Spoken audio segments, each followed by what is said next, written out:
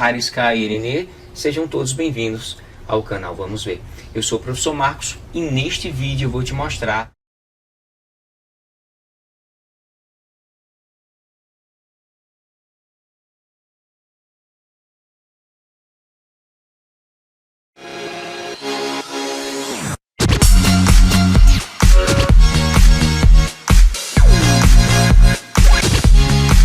quando você pega o Evangelho de Jesus segundo João escreveu, os primeiros versículos, o prólogo joanino, é a maior prova da divindade de Cristo.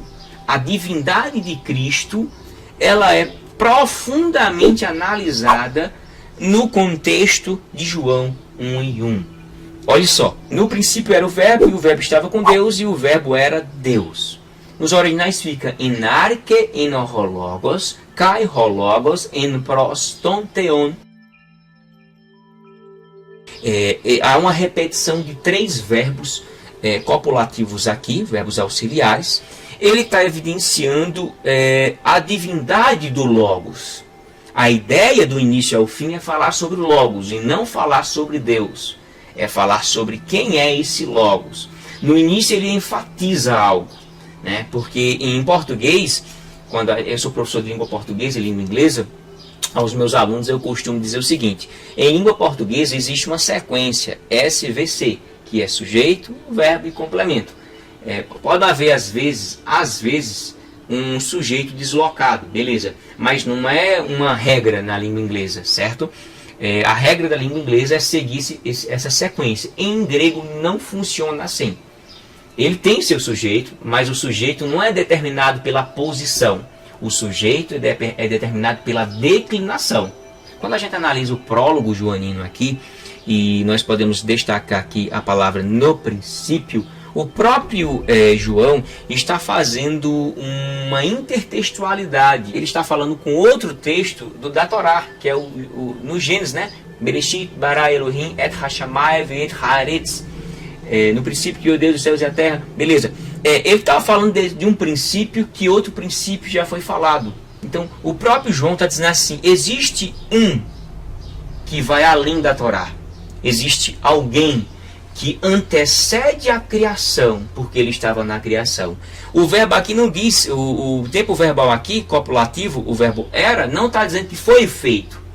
Seria um erro gravíssimo de João se tivesse falado isso. Mas ele diz que era.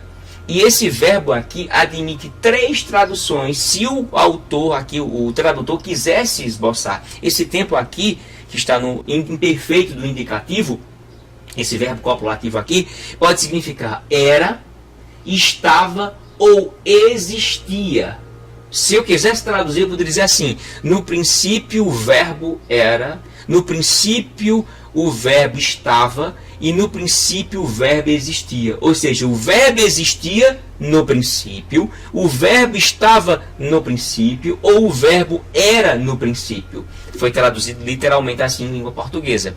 Mas quem é o sujeito aí? O verbo. Mas a ênfase é o quê? No princípio. Porque o grego, qualquer palavra que ele colocar no início, ele quer dar ênfase. Então o que vai determinar o sujeito não é a posição, mas a declinação. E a declinação aqui do hologos, ela é nominativo, está no nominativo.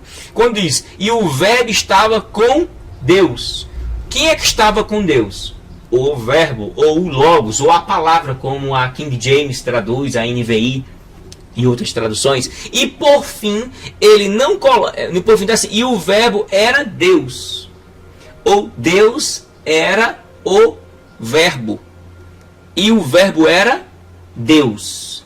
Nos originais, quem começa é o Theos, ou Theos, que é Deus. E finaliza com Logos, Logos. Ele está com um artigo antes, né? Substantivando o Logos. Então fica Logos. Então, esse dois... quem é o sujeito? O sujeito é o que tem o artigo, certo? E quem só tem um artigo aí é só hologos. Então fica hologos en theos. Hologos en theos. E o verbo era Deus. Aqui foi traduzido, e o verbo era Deus.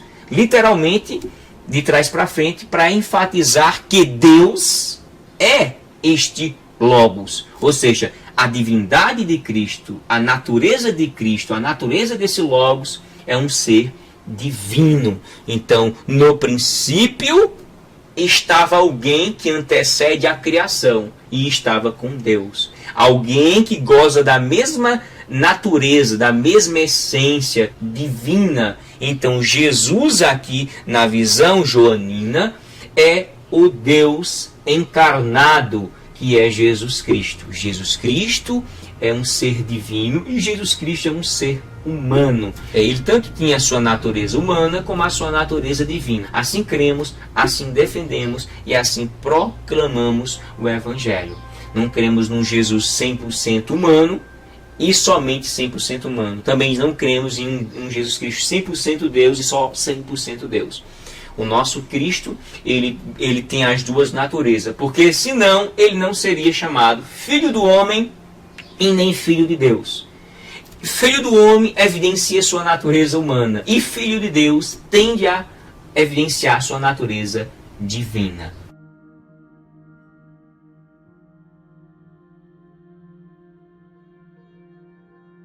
Existem também quem nega a Trindade, que são chamados de cristãos unicistas. Eles aceitam a doutrina da unidade da absoluta de Deus.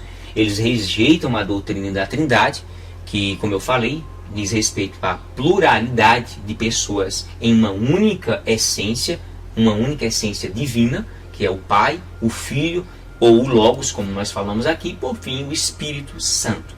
E isso é um problema gravíssimo hoje, porque muita gente fica confuso um lado e o outro. Eu não consigo entender. O que eu não entendo, então eu passo para o outro lado. Não, a gente não entende e a gente aceita.